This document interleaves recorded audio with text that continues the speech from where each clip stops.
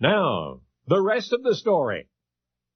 For a whole lot of people throughout the world, the game of chess is serious business. The Fischer-Spassky World Championship Tournament in 1972 focused international attention on the profundity of chess.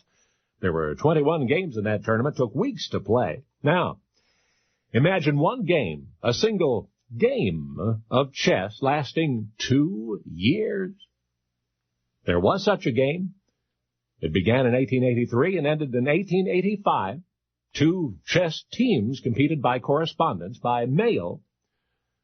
Now, any opposing chess teams or even individual competitors in chess are referred to for scoring purposes simply as white and black. So, in this historic competition, white, which always moves first, advanced the king-pawn 2 squares, that's pawn to k4 in the official records, conservative.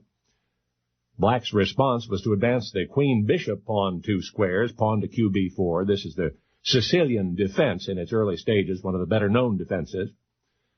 White moves knight to qb3, black answers pawn to k3. It's evident about now to any experienced chess player that both teams know what they're doing, because presently the vital central squares on the chessboard have fallen under attack.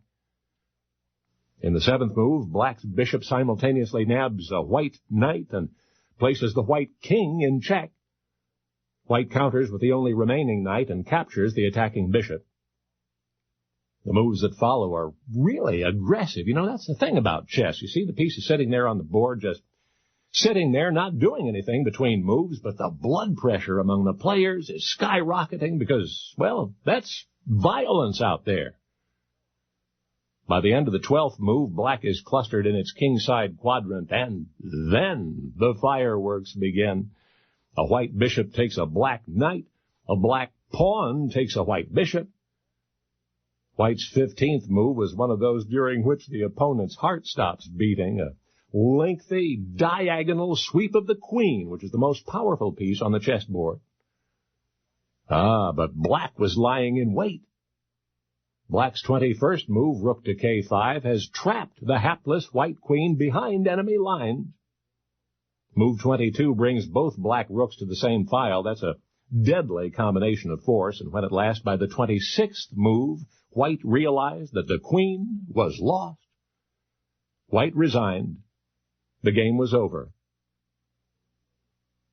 Now, the abbreviated account of which you've just heard barely captures the drama of that 2-year ordeal for those 2 chess teams. Often with weeks between moves, the pressure for both must have been unbearable.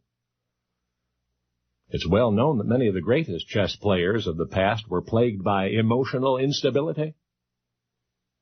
Whether a natural byproduct of the required genius or merely a reaction to the nerve-shattering tournaments is a chicken or egg question, I suppose. And by the way, the white team in that remarkable correspondence game of 1883 to 1885, the white team advantaged by the first move but still the loser, well, that team was Cambridge University.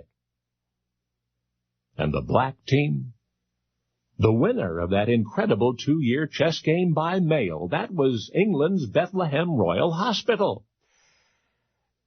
otherwise known as Bedlam Insane Asylum. Only now, you know the rest of the story.